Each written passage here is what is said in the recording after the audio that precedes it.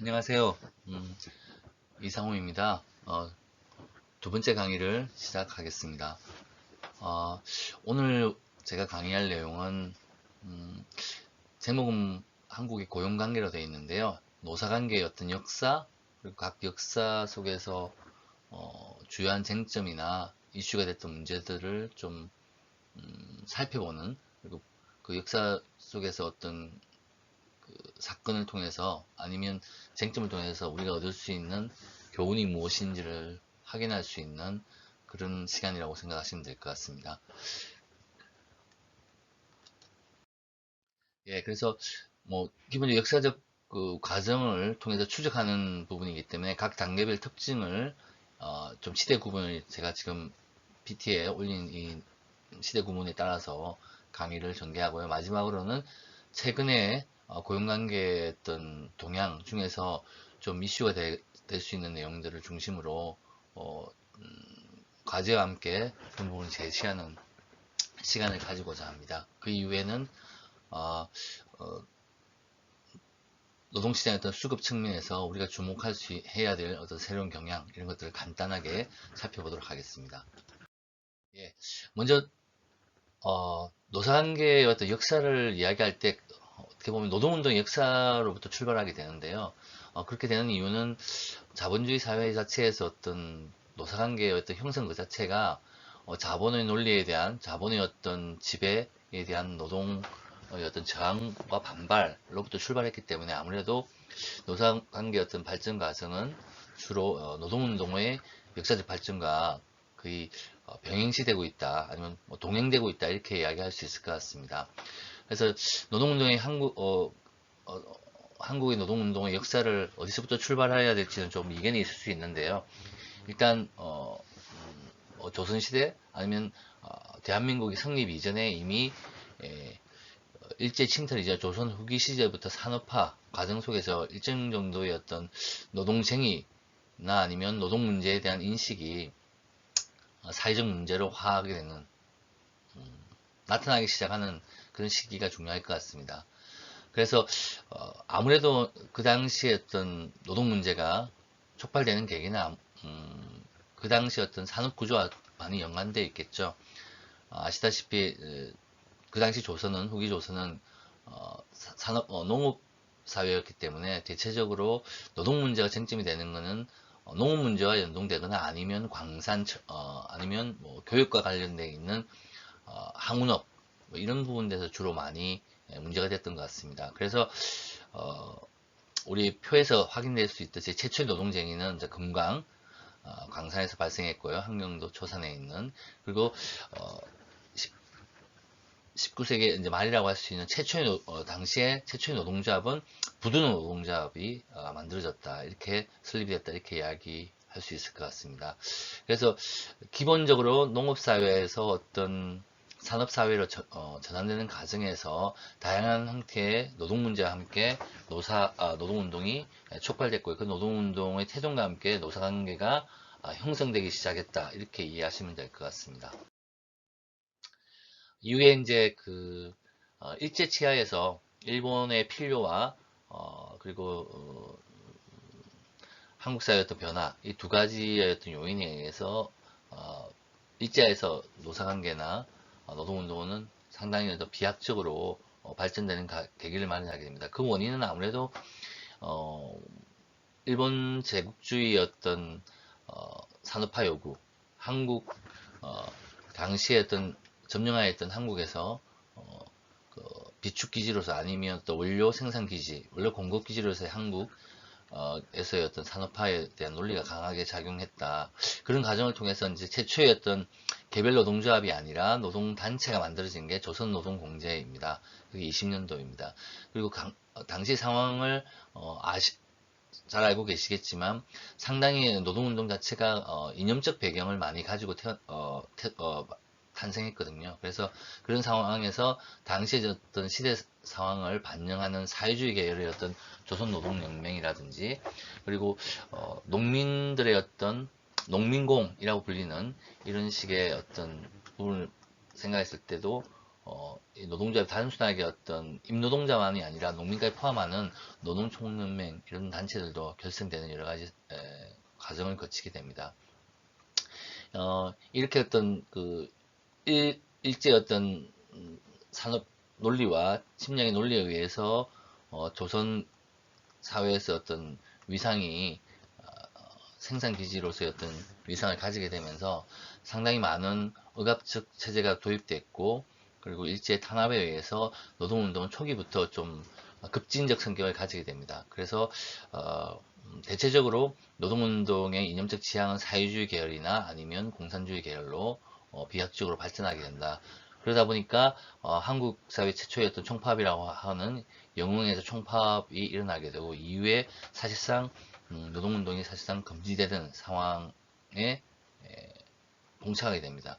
물론 그 가운데서도 잘 아시다시피 원산 쪽에 부두노동자와 원산에 있던 방직 공장을 중심으로 한 노동자의 총파업이 일제에서 가장 큰 대규모 총파업이라고 일컬어지는데요. 그런 어떤 비약적인 그런 저항들도 존재했었다, 이렇게 생각하시면 될 것 같습니다.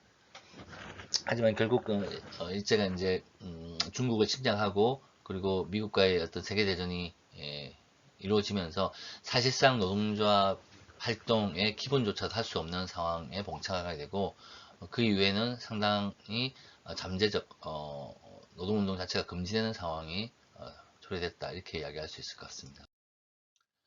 이후에 이제 해방이 된 이후에 노동운동은 새로운 국면을 맞이하게 됩니다. 해방이 되었지만 완전한 독립을 이룬 건 아니었기 때문에 그 당시에 그 미 군정 하에서 상당히 다양한 형태의 어떤 노사 관계에 영향을 미치는 사건들이 전개가 됩니다. 특히 이제 그 숨어있던 어떤 사회주의, 공산주의 계열의 어떤 노동운동 세력들이 집결하면서 좌익의 어떤 전평이 결성되고요. 이 전평 위주로 사실 노동운동이 조직적으로 응집하면서 미군정과, 그리고 그러면 구일본 친일 세력이라고 할 수 있는 쪽과의 어떤 대립, 그리고 이후에 이승만 정부와의 어떤 대립, 이런 부분들이 다 이 상황 속에서 먼저 전개가 됐다고 볼 수 있을 것 같습니다. 한편 대체적으로 전평을 위주로 해서 그 노동운동이 집계를 했습니다. 그럼에도 불구하고 또 미군정의 어떤 암묵적 동의하에서 어떤 우익 중심으로 대한노총도 결성되는 그런 상황이었습니다. 그런 가운데서 아무래도 미군정 하에서 어떤 좌우 대립이 극렬하게 드러나고 남북한의 어떤 분단 상황이 거의 고착화 되는 상황에서 상당히 많은 정치적 쟁점들이 어떤 노사관계에 외삽되면서 노사관계 자체가 정치적 투쟁으로 전환되는 그런 상황이 발생하게 됩니다. 그래서 우리가 잘 알고 있는 전평에 의한 총파업이 이루어지기도 하고요. 그 총파업을 빌미로 해서 미군정의 노동운동의 탄압, 그리고 보수 우익 세력들의 어떤 준동에 의한 노동운동, 테러, 이런 부분들이 동시에 발생했다, 이렇게 이야기할 수 있을 것 같습니다. 이런 과정 속에서 전평은 결국 불법시되고요. 이후에 한국의 노동운동은 사실상 정치적 색채를 가지기 힘든, 정치 색채를 표현하게 되면 결국은 탄압의 빌미가 되고 정치적으로 고립되는 그런 상황, 그런 어떤 노동운동의 성격을 가질 수밖에 없는 그런 상황이 전개된다, 이렇게 이야기할 수 있을 것 같습니다. 그리고 이승만 정권 하에서 노동운동 부분은 말씀드렸듯이 이후에 어떤 한국전쟁을 겪으면서 가장 기본적인 형태, 초기에는 정부나 아니면 정부의 탄압이나 아니면 자본의 어떤 압박에 의해서 아무런 요구를 할 수 없었지만, 실제로 산업화 전쟁 이후에 어떤 복구 과정을 거치면서 산업이 다시 재건되고 그런 가운데서 자연스럽게 어떤 노동자의 문제가 다시 사회적 문제가 되고, 그러한 사회적 문제를 해결하거나 조정하기 위한 다양한 법 제도적인 논의가 시작되게 됩니다. 그러면서 전후 노동조합법이든 아니면 노동쟁의 조정법, 노동위원회법, 근로기준법의 기본 노사관계를 규율하는 가장 기본적인 법들이 제정되었다고 할 수 있을 것 같습니다. 그래서 그 앞에서 말씀드렸듯이 전쟁 전 전평 위주의 노동운동, 이념적 노동운동은 거의 소멸하고요. 보수 우익에 의해서 만들어진 대한노총이 실질적인 주도권을 행사하게 되었다, 이렇게 이야기할 수 있습니다. 그런 가운데서도 실질적으로 이 대한노총 자체에 대한 이승만 정권의 어떤 의존하고 종속되어 있는 이런 대한노총에 대한 불만이 분출되면서 새로운 어떤 모색으로 전국노동조합협회가 만들어지고요. 이 가운데서 4.19 혁명을 거치면서 실질적으로 대한노총이 사실상 기능을 상실하면서 전노협으로 결합되는 그런 어떤 역전적인 상당히 새로운 국면이 전개되기도 했습니다. 그렇지만 이 또한 이후에 우리가 살펴볼 박정희 정권의 5.16 쿠데타와 박정희 정권의 출현에 의해서 실질적으로 대한노총의 다시 부흥으로 이어지는 상황이 전개되게 됩니다. 경제개발기라고 이제 규정할 수 있는 박정희 정권 하에서의 어떤 노사관계는 사실상 군사 정권 하에서는 그 노동운동 자체가 존재할 수 없었죠. 그럼에도 불구하고 이후에 이제 일정 정도의 몇 차례 선거와 어떤 의회주의의 복원에 따라서 다시 한번 노동자 운동이 조직적으로 정비하게 되는데요. 그래서 한국노총이 새로운 어떤 전국 차원의 어떤 전국 조직으로서의 어떤 면모를 갖추고 다시 한국노동조합 총연맹의 이름으로 설립이 되게 됩니다. 그리고 그 가운데서 여러 가지 이제 이후에 이제 박정희 정권이 추진한 경제개발 계획에 따른 어떤 산업화 과정 속에서 결국 농업은 상당히 줄어들게 되고요. 제조업을 비롯한 2차 산업의 어떤 발전에 따라서 실질적으로 노동 문제가 사회적 문제가 되는 사회적 문제로 이슈가 되면서 보건사회부의 노동 정도로 왜소화되어 있던 노동 관할청이 노동 관할 부처가 노동청으로 개편되면서 이후에 노동 문제들을 관할하는 주무관청이 되었다, 이렇게 이야기할 수 있을 것 같습니다. 그리고 이런 과정에서 이제 주목되는 부분은 여러 가지 어떤 군사 정권의 압박에도 불구하고 실제로 노동 문제가 이슈가 되면서 특히 우리가 알고 있는 전태일 열사의 분신 이후에 이런 부분에서 어떤 근로기준법, 최소한의 노동자들을 보호하고 그들의 지위를 이해와 그들의 어떤 역할들을 인정하고 그들에 대한 어떤 보호를 하기 위한 그런 법으로서 근로기준법이 5인 이상 사업으로 적용되면서 상당히 왜냐하면 내용적으로 보완되는 계기가 만들어지기도 합니다. 이런 과정을 거치면서 이런 과정에서도 이제 그 교회를 중심으로 한 산업선교회라고 하는 교회를 중심으로 한 노동운동, 그리고 비합법적인 일부 이념에 기반한 어떤 노동운동이 존재했지만 대체적으로 한국노총 위주의 노동조합의 활동들은 법적 근거 내에서 그리고 정부에 의존하는 정부의 어떤 지침에 따라서 움직이는 일종의 그러한 노사관계를 형성하고 있었다, 이렇게 규정할 수 있을 것 같습니다. 이러한 상황이 이제 급반전하게 되는 결정적인 계기는 결국 박정희 정권의 몰락입니다. 그래서 11.6 사태 이후 80년 5월 항쟁을 거치면서 강주 쪽에서의 어떤 항쟁을 거치면서 새로운 어떤 노사관계에 대한 어떤 부분들이 형성이 되는데요. 물론 그런 기회가 주어졌었습니다. 그렇지만 전두환의 출현에 의해서 다시 새로운 노동운동의 계기는 어떻게 보면 보다 더 안 좋은 형태로 법 제도적으로 세팅이 되기 시작했다고 할 수 있을 것 같습니다. 그래서 가장 중요한 특징은 그 당시에는 기업별 노조가 존재하긴 했지만 주로 교섭과 어떤 협의 이런 부분에 대해서 노사관계의 중요한 틀인 단체교섭이나 아니면 노사협의의 어떤 일정 부분들이 초기업적인 형태 산별노조 산별연맹들에게 상당히 큰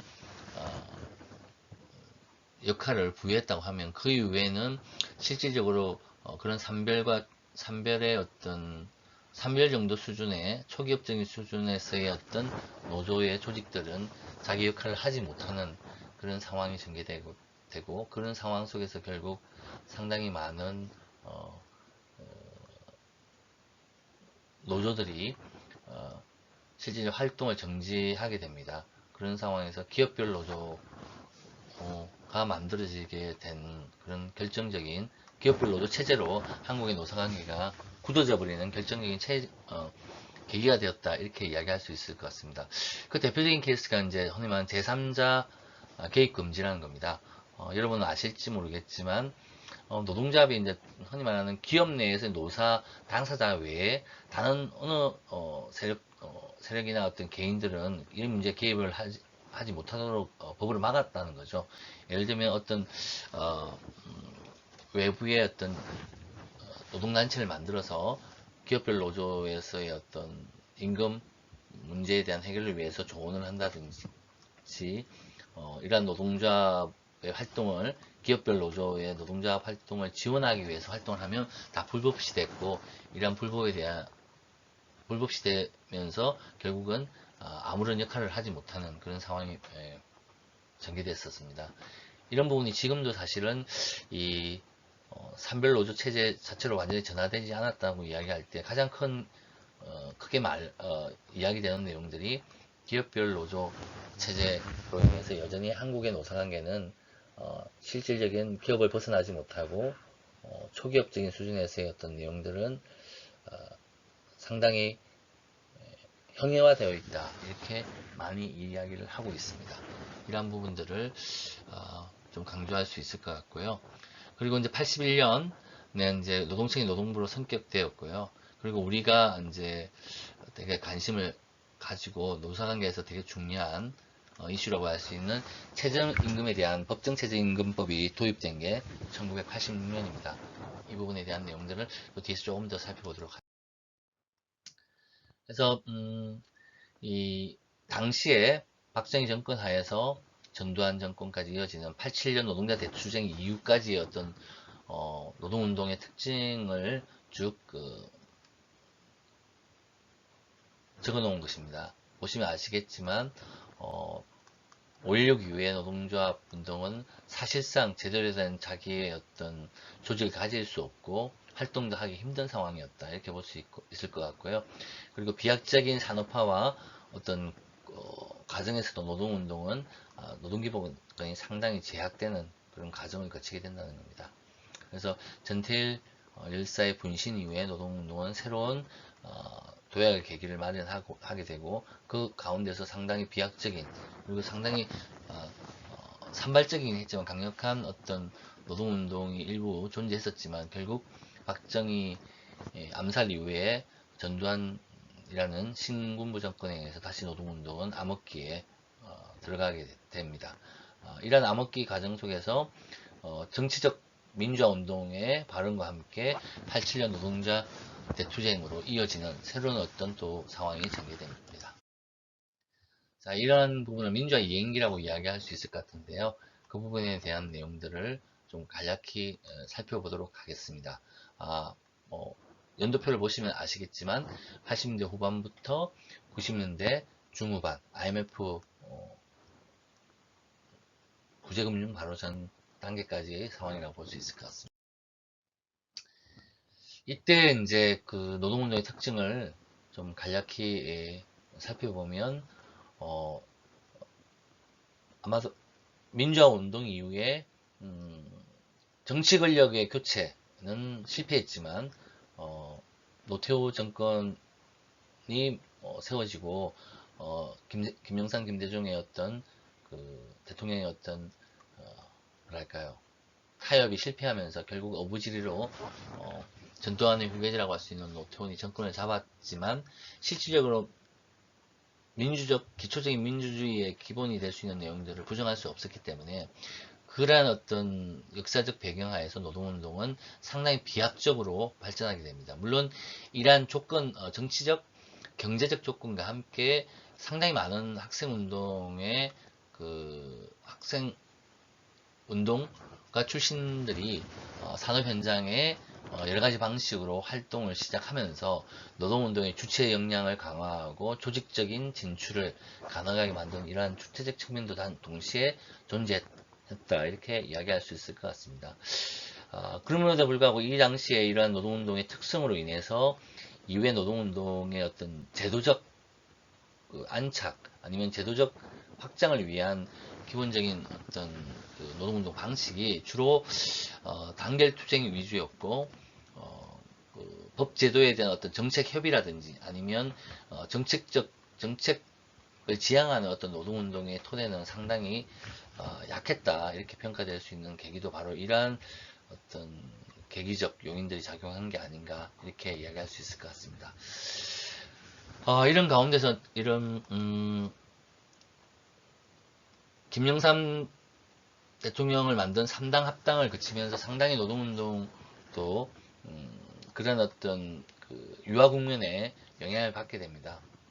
그런 가운데서 투쟁 위주의, 파업 투쟁 위주의 노동운동으로 대표되는 전노역의 운동 방식에 대한 간섭과 이런 부분들이 새로운 정치 경제적 조건에 적응하기 위해서는 노동운동이 새롭게 변화되어야 된다, 이런 내부 논의를 거치면서 수년간의 어떤 내부 논쟁과 그리고 노사관계의 어떤 상황이 반영되면서 95년 현재 민주노동조합 총연맹 민주노총이 결성되게 됩니다.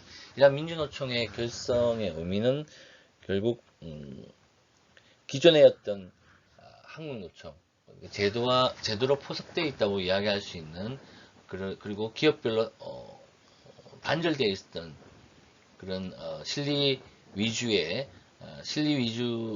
동시에 의용화될 수도 있는 노동운동과 달리 전면전 정치적 배경과 정치적 지향을 달리하고 한국 사회의 어떤 노동운동의 성격을 이념적인 노동운동으로 자리매김했던 그런 세력들, 민주노조 운동 세력이 자기 자신의 어떤 전국 조직으로서의 민주노총을 만들었다는 것들이 상당히 이후에 노사관계에서의 어떤 노동의 어떤 두 축, 대표성을 가진 전국 단위의 어떤 총연맹이 두 개가 만들어졌다는 것들은 어떻게 보면 노동계의 변화를 반영하는 동시에 향후 노사관계의 과정에서 상당히 불안정한, 불확실한 요인도 동시에 작용했다, 이렇게 이야기할 수 있을 것 같습니다.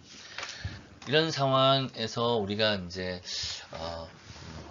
민주노총이 결성된 95년 이후에 일정 정도의 제도적 적응기를 짧게 거치고 나서 김영삼 정부의 노동법 개정의 시도가 있게 됩니다. 이러한 노동법 개정의 시도 속에서 민주노총을 중심으로 한 민주노조 운동 세력들이 상당히 강한 저항을 하게 되고, 이 강한 저항은 민주노총뿐만 아니라 한국노총까지 포함해서 양대노총의 연합 투쟁까지, 동맹 투쟁까지 이루어지는 상황이 됩니다.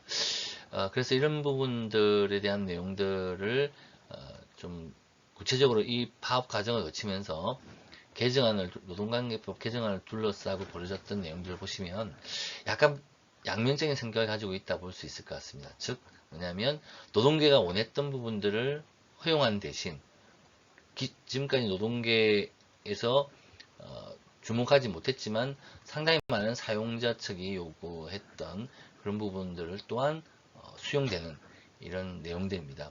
아시다시피 제3자 개입 금지는 사실 노동운동의 초기업적인 노동운동을 위해서, 그리고 좀 발전적인 노동운동을 위해서 이윤 분배 투쟁에 머무는 노동운동을 벗어나는 데 굉장히 중요한 요건인데요. 그런 부분에서 합당하고 정당한 어떤 자격을 갖춘 제3자 외부 세력 또한 노사관계에 대한 어떤 개입력을 확보하는 그런 근거가 되고요.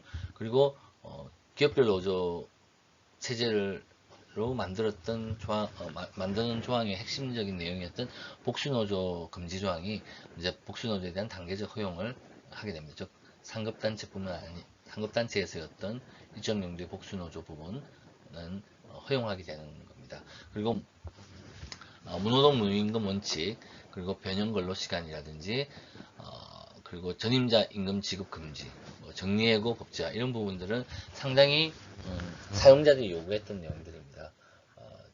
개별 기업에서 노사관계나 노동쟁의를 통해서 항상 문제가 될 때마다 요구했던 내용들을 이 97년 노동법 개정 상황에서 실제로 수용하게 되는 이런 과정을 거쳤다 이렇게 이야기할 수 있을 것 같습니다. 한마디로 여러 가지 이 당시에 노동법 개정과 총파업 투쟁에 대한 평가는 다양하게 전개될 수 있겠지만 큰 틀에서 보면 이 과정을 거쳐서 비로소 집단적 어떤 노사관계의 어떤 기본 틀이라고 할 수 있는 이런 부분들이 형성할 수 있는 제도적 기반이 만들어졌고요. 그 다음에 또 중요한 문제는 노동시장의 유연화를 이끌어낼 수 있는 몇 가지 중요한 어떤 제도적, 법제적 기반들이 만들어졌다. 병행근로시간이라든지 정리해고제, 법제화라든지 이런 부분들이 우리가 주목해야 할 수 있지 않을까 생각합니다. 외환위기 이후의 시기에 대한 내용들인데요. 구제금융을 수용하고 난 이후에 이런 부분에 대한 것들을 이제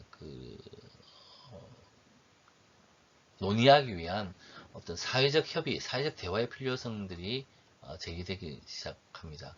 그런 과정을 거쳐서 결국 노사정위원회라는 노동자 대표와 사용자 대표 그리고 정부의 대표가 함께 모여서 노동 문제와 연관되는 다양한 정책적 이슈들을 사전적으로 논의하고 정부에 거기에 대한 어떤 대안들을 제안하는 그런 어떤 위상을 지닌 노사정위원회가 본격적으로 가동되기 시작했다 이렇게 볼 수 있을 것 같고요.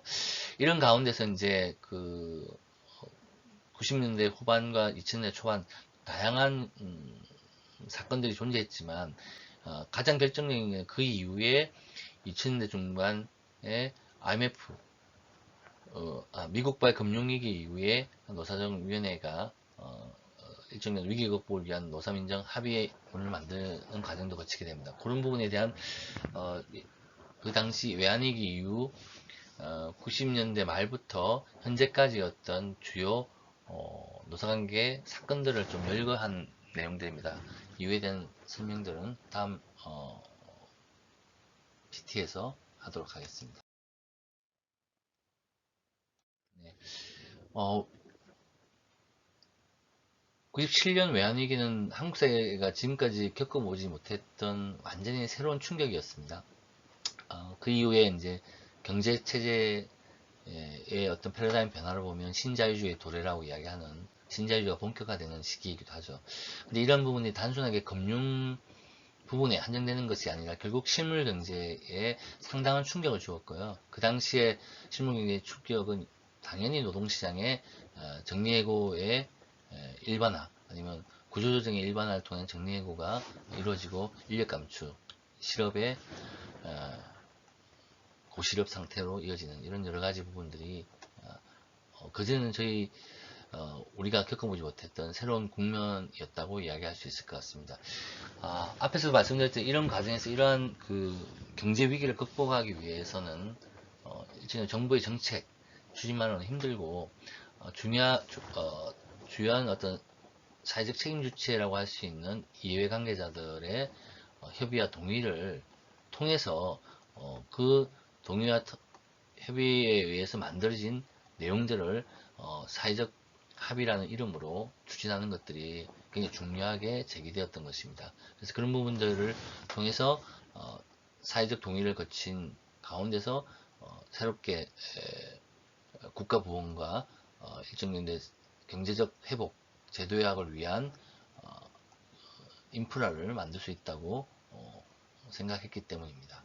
그래서 이런 과정을 거치면서 노사정위원회가 설치되었고요. 최초로 이런 노사정위원회에서 흔히 말하는 뭐 한국노총, 민주노총까지 포함되어 한국노총, 민주노총 그리고 뭐 경총, 정경련 그리고 정부의 주요 부처들이 합의한 경제위기 극복을 위한 노사정 대타협이 이루어지게 되고 이게 한국에서 어떤 사회적 사회적 합의의 최초의 어떤 시도였다. 그리고 최초의 합의였다. 이렇게 이야기할 수 있을 것 같습니다. 그리고 이후에 이러한 98년 2월에 사회적 합의였던 전통에 따라서 이후에 2008년도 미국발 금융위기 때나 그리고 지금 현재 우리가 봉착하고 있는 여러 가지 현재 우리가 봉착하고 있는 문제들까지도 포함해서 이러한 노사정 주체에 의한 협의와 타협을 통한 합의들을 이끌어내려는 노력들이 여러 차례 시도됩니다. 대표적인 케이스가 미국발 금융위기 때고요. 그 다음에 박근혜 정부 당시에 2015년도 때 노동개혁을 위한 노사정 합의 시도도 마찬가지 그런 문제의식에서 출발했다. 이렇게 이야기할 수 있을 것 같습니다. 그리고 이 외환위기 이후엔 노사관계의 또 아주 새로운 면은 뭐냐면 어떻게 보면 노사관계에서의 어떤 사용자 측면은 큰 변화가 없었지만 노동 측면에서의 어떤 노동시장의 뭐랄까요 이중화 그리고 분단화가 심화되면서 이런 노동시장의 어떤 변화는 당시 어떤 IMF 이후에 신자유주의적인 어떤 기업 경영의 방식에 의해서 기업의 구조조정 자체가 상시적이고 그냥 다양한 형태로 이루어지는 동시에 고용 형태 또한 그냥 단순하게 뭐냐면 유기계약 형태만이 아니라 파트타임이라든지 아니면 파견 아니면 간접고용 형태라고 할 수 있는 파견과 프리랜스 아니면 고용관계를 확인하기 힘든 그런 부분의 어떤 새로운 형태의 어떤 비정규직들이 많이 양상되면서 실제 노동시장 내에서의 어떤 이슈가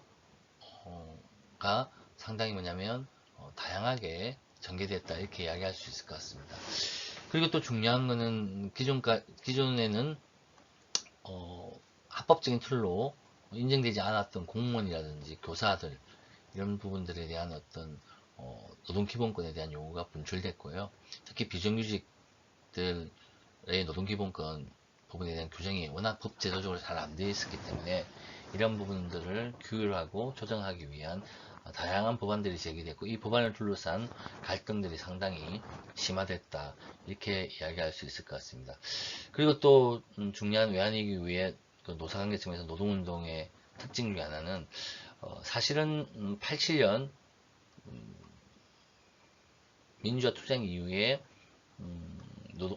87년 후반에 노동자 대투쟁을 겪으면서 노동운동은 어떤 사회개혁의 어떤 선두주자로 많이 인식을 했고요. 그리고 노동운동의 발전이 사회민주주의의 발전에 상당히 기여한다는 그런 분위기가 강했습니다. 그러다 보니까 노동운동의 어떤 요구, 이해와 노동운동이 제기하는 그런 투쟁들에 대해서 사회 즉 지지도 높았고 국민적 공감대도 상당히 높았던 게 현실이었는데 외환위기 이후에 어떤 양상을 보게 되면 노동시장 내부의 문제, 격차와 차별을 해소하기 위한 노동조합의 어떤 노력이 부재하고 조직화된 노동조합에 의한 강성투쟁을 통해서 이익만 챙긴다는 그런 여러가지 부분들이 나타나면서 상당히 노동운동에 대한 어떤 일반적인 여론이 상당히 악화되는 그런 상황이 전개됐다는 것들도 좀 주목해야 될 내용이 아닐까 생각합니다. 예, 제가 PT 하나 그냥 넘겨버렸는데 그냥 일단 가야 될 것 같습니다.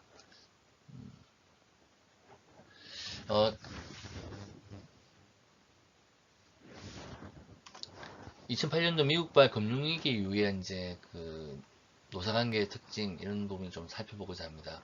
이 부분은 뭐 이미 여러분들 지금 연배가 어떻게 되는지 모르겠지만 좀 많이 뭐 대학 시절이든 아니면 뭐 고등학교 시절 때 이미 언론을 통해서 알고 있었던 내용이기 때문에 좀 이해하기가 편할 것 같습니다.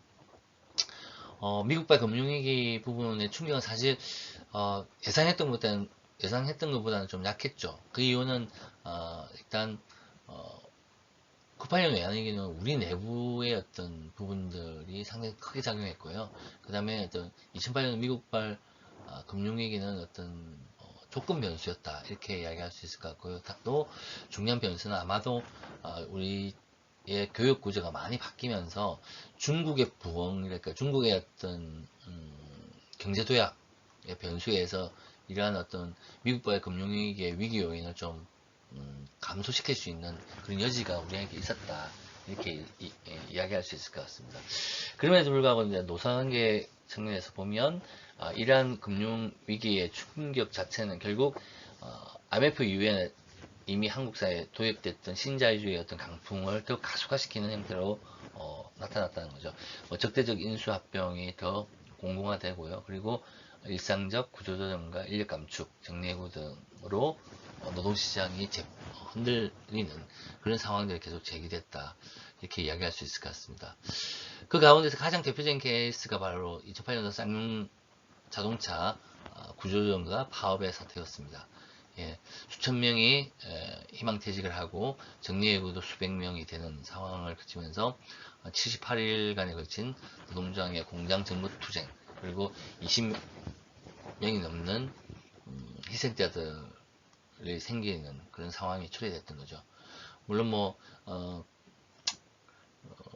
여러 가지 수차례 몇 년 전에 이 일을 겪으면서 다시 그 당시에 정리해고됐던 분들이 시차를 두고 다시 현장으로 복직을 하고 있지만 그 상처는 여전히 남아 있고요. 이후에 쌍용자동차의 정상적 경영에 상당한 부담과 사회적 비용들을 초래했다는 면에서 이후에는 이러한 쌍용차 같은 사태를 막기 위해서 노사가 어떤 걸 준비하고 어떤 부분에 대한 내용들을 합의해야 되는가가 상당히 저는 중요한 역사적 교훈을 주고 있는 게 아닌가 이렇게 생각을 하고 있습니다. 그리고 2011년도에 중요한 어떤 법적 개정이 있게 됩니다. 즉 지금까지는 사업장에는 복수노조를 허용하지 않았었는데 복수노조를 허용하면서 다만 교섭에서의 창구 단일화라는 규정을 통해서 사업장 내에서 어떤 단체 교섭의 혼란들을 막는 그런 부분들을 했다 이렇게 이야기할 수 있을 것 같고요.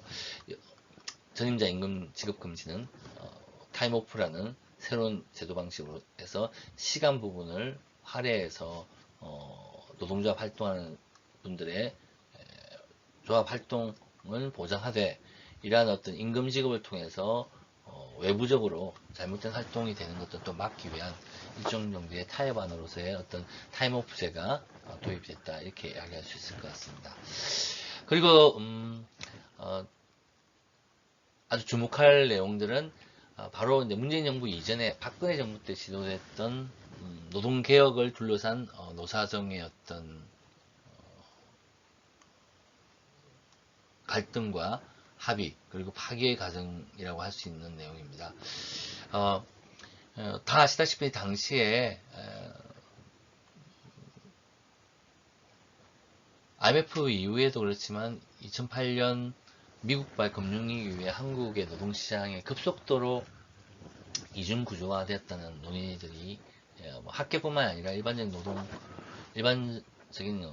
국민들에게 인식이 확산됐습니다.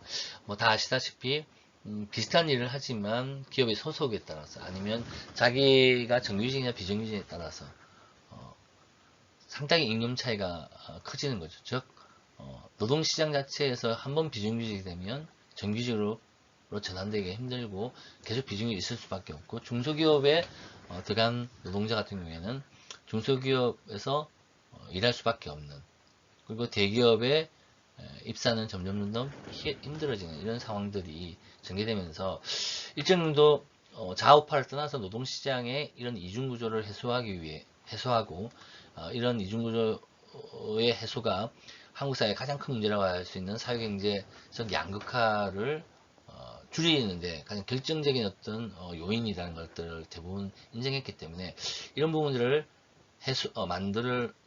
이런 목표를 달성하기 위해서 주요한 경제 주체라고 할 수 있는 노사정이 논의하고 그 해법들을 찾자. 그 프로그램 자체를 노동개혁 프로그램이라는 이름으로 가동시킨 게 박근혜 정부 당시의 어떤 노동개혁 노사정 회의였다고 생각합니다. 당시에 어떤 정부의 의도에 대해서는 저 개인적으로 되게 부정적으로 바라보지만 과연 그 정부의 노동개혁 프로그램 자체가 해법 자체가 되게 정당한가에 대해서는 이론의 여지가 분명히 존재합니다. 하지만 그러한 문제 인식은 다 공유할 수 있는 거죠. 말씀드렸듯이 노동시장의 이중구조 해소와 한국사회의 사회경제적 양극화를 해소하기 위해서 노사정이 자신의 어떤 책임을 다하기 위한 어떤 합의들을 이끌어내야 된다. 이런 부분의 문제의식은 다들 공감했기 때문에 실질적으로 민주노총의 저항에도 불구하고 상당히 추진력 있게 그리고 노사정 합의의 내용들이 이루어지게 됩니다. 그래서 거의 사실은 박근혜 정부 하에서 어떤 9월 15일 노사정 합의가 일정히 이끌어지고 그 합의문에 근거해서 법제도적인 어떤 개혁이나 이후에 사후 세부 과정에 대한 조정이 가능했다면 이 노동개혁 프로그램은 역사적으로 일종의 성공했다 이렇게 평가받을 수 있을 것 같은데 사실 그 이후에 정부와 여당이 특히 그 당시에 새누리당이었나요? 새누리당이 한국노총조차도 거부할 수밖에 없는 법안들을 들이밀면서 그리고 고용노동부를 압박해서 저성과자 해고라든지 성과 연봉제 도입을 위한 그런 취업규칙 변경 조항들을 완화시키는 지침을 내려버립니다. 그리고 국회에서는 비정규직 관련법에 대해서 파견 노동자들의 어떤 파견을 더욱 쉽게 만드는 그런 관련된 법안들을 합의 없이 밀어붙이는 상황이 전개됩니다. 그런 가운데서 이제 이 국회에서는 이제 민주당이 이를 저지하고 있고 한국노총은 내부의 격한 격론을 겪고 난 이후에 결국 정부 여당의 이러한 일방적인 추진에 대한 반대 의사를 분명히 하면서 노사정위원회를 탈퇴를 선언하게 됩니다. 그러면서 결국 노사정 합의는 파괴의 과정을 거치게 되었습니다.